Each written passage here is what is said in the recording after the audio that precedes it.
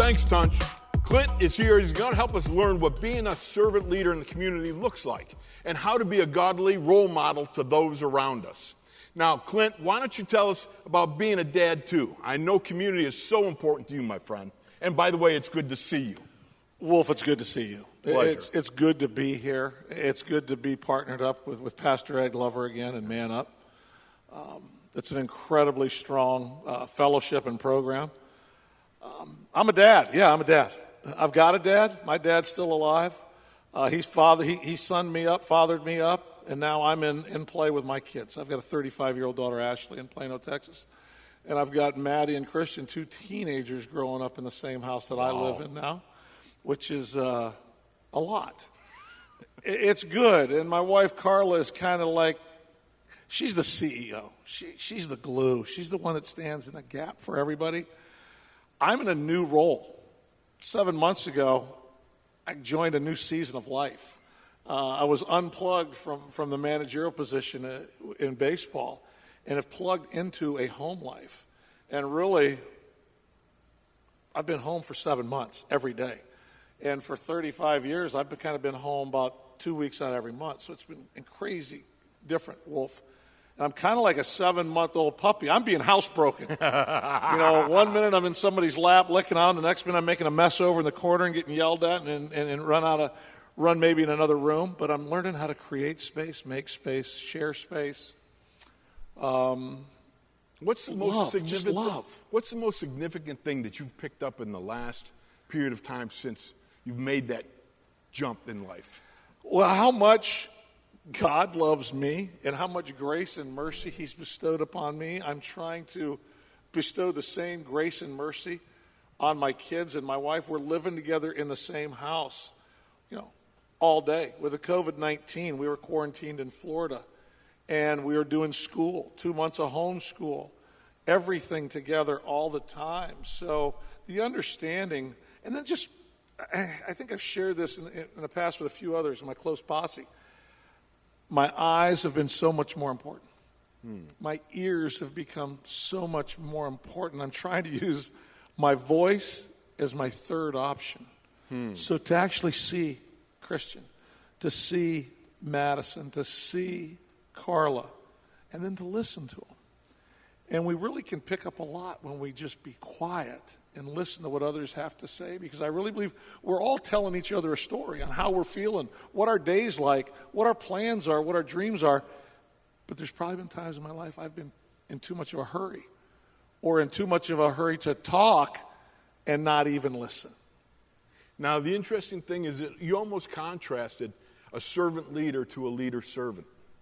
And I'm talking to a guy who, not only were you a Major League Baseball player, but as a manager, you got to listen to a lot of voices.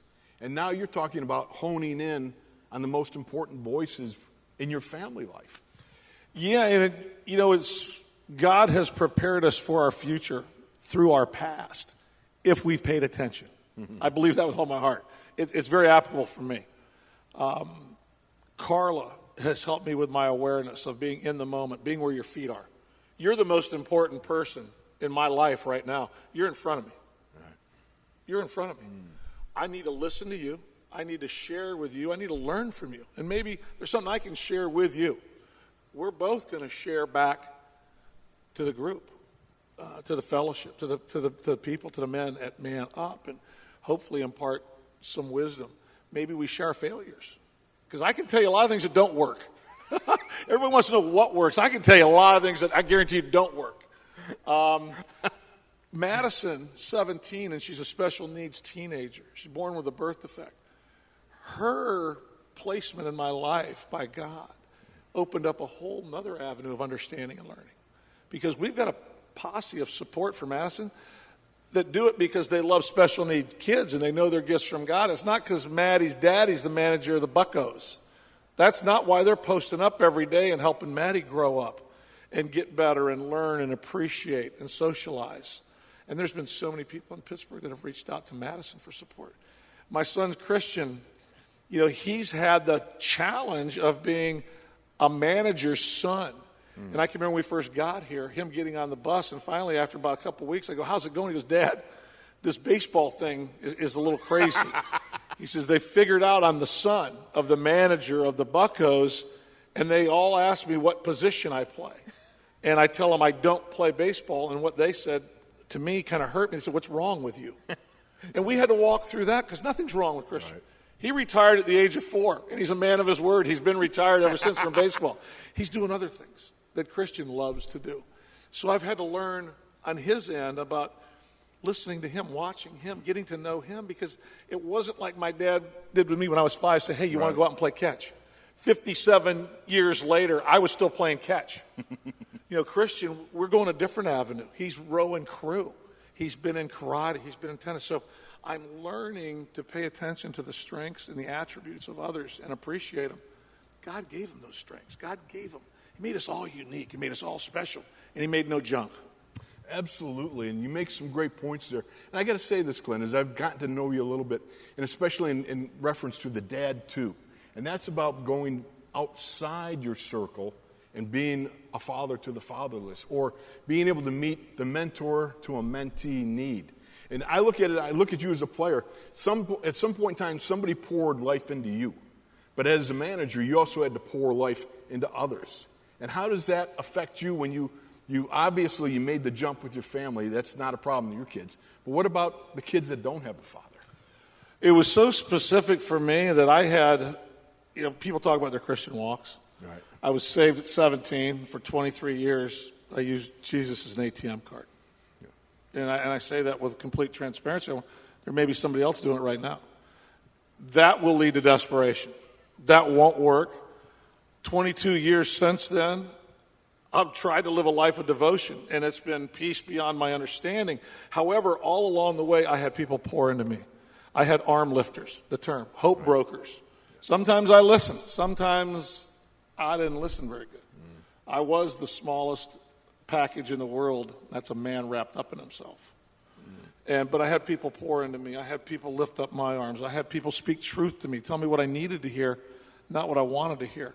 My dad was one of them, but there was other men along the way. Kelly McGregor, the team president in Colorado, was a man that poured into me.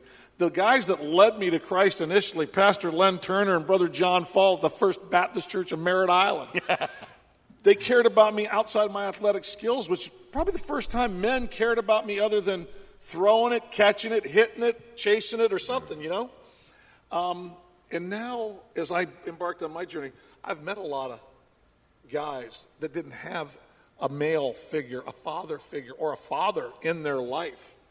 And there has been a void. Now, it's not always my job to plug in and be that guy, but maybe I can lead them to a guy.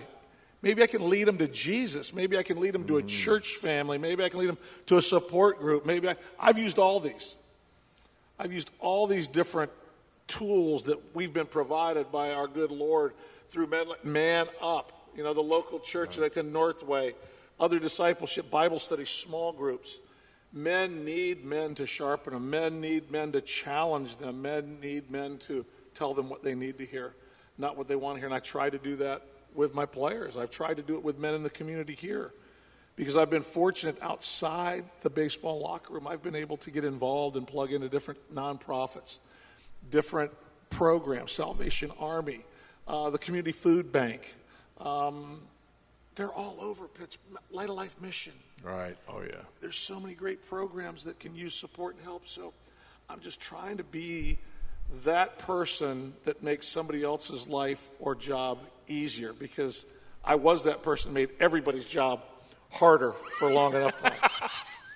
That's hard to believe, but I look at it and I hear the words that are coming out, and I get understanding about it, and I think to myself, in looking at this, you've really got to be able to understand what's going on in the life of somebody, and sometimes you got to get a little muddy in somebody's life to understand what they're going through. You look out there and there's between kindergarten and 12th grade in these families, 45% of them, I flunked math twice, so forgive me if my numbers are a little off, but 40 to 45% of them, they're fatherless. I mean, there's a lot of young people out there that are looking for men to step up because manhood can only be bestowed by men. Yeah, and that gap is where we need to roll up our sleeves and get busy with it. This is a blue-collar city. Right. This is a gritty city. This city's got guts. This city's got courage. This city has always been a city where a handshake meant something. But what is a handshake in its essence? It's a human touch. Right. It's flesh. Yes, it's flesh. It means something. So yes, when you make when you start that relationship, people are messy. I'm messy. I'm flawed. I told you, it wasn't a Christian walk. It was a Christian obstacle course. And I created most of it along the way. But if you'll think back to the times where you had to work through your hardest moments, who was there by you? Who walked with you? And how'd you feel when you get? We have to experience heartache to appreciate joy. We've got to understand darkness to appreciate light. We've got to understand brokenness to appreciate fellowship. And to roll up your sleeves and to walk a man out of the mud, to get down in the mud with him and say, no, I'm here. And I've said that to a few guys. I don't care what this is going to take. We're in. I'm in. I'm connected till we come out the other side. We're going to be just got a few minutes here. So I want to take a little bit and shift course here. I was told this story. A guy named Gordon Dalby tells this story. Skipper, he says there was a nun working in a men's prison. All right. She got some Mother's Day cards and thought, I'll give them out to the prisoners. And there was such a huge clamor for it. The warden had to actually go to a lottery to be able to, to divvy them up, and they'd send Mother's Day card. Well, then when the warden thought about it, he said, Father's Day's coming up. Let's get ahead of this, get a bunch, because they didn't have enough Mother's Day cards. Not one prisoner requested a Father's Day card. It's a true story. What does that say about what's happened to the God-given father-son relationship? It needs to be rekindled. We're short. And I see it at my house. My wife, I see what my son goes to now, paying attention, what he goes to Carla for. And I'm thinking, wow. I need to find a way back in some areas. Because things can happen when I'm gone. I physically couldn't be there, so who's he going to go to? He's going to go to Mom. Right. Mom turns into the Wizard of Oz. She's all-knowing and all-powerful, and she's got answers. And now I'm watching and thinking, you know what? I need to own this better. I need to be more available. I need to be more just there at the drop of a hat. And that's one great thing about my dad. He was available. It was never, you need to do this. It was, I'd ask a question. You go, well, let's talk about that, and we'll figure it out. I need to be that guy for my son. We need to be that guy for each other. And men need to reconnect that father-son bond because it is important. We're the only ones that can do it. Because my wife can give him a lot, but she can't give him the man up part of it. And you said the key word, available. How do you make yourself available? You set boundaries. You learn, as we talked about a little earlier, you learn that no is a complete sentence. And I need to say no more often so I can say yes to the things that really count. We're using the hose right now to clean off a lot of stuff in our house. And you know what it's kind of fun to do? It's kind of fun just to spray each other again. And there's that minute where there's that second where I think he's waiting for me to get mad. Right. And then he sees me laugh. And it's like, all right, we're both 12 again. Yeah. And you got to find those times to do that together. As we wrap it up here, and I want you in your own words, encourage our people who've tuned in. What do you do? Where do you go from here? How do you approach that first time with maybe your son or somebody who's lacking that father figure? Listen. See them. The point for me is actually seeing somebody. Right. We got a lot of things we need to see now more than ever. My son and I have had a lot of conversations along those lines, but you got to see people. And then to build trust, you got to be transparent. You got to let them see through you. There's no agenda. I'm not leveraging this situation. I'm not trying to see what I can get out of you. Again, I'm here to make your life easier or to provide support some way, shape, fashion, or form to you. But we got to see them first, and then we got to listen to them second. I love you, bro. All right, we're going to throw it back over to Tunch. He's there with Coach Tomlin. And Skipper, thank you so much. What a pleasure. Thank you. Great to see you, Wolf. Thank you, brother.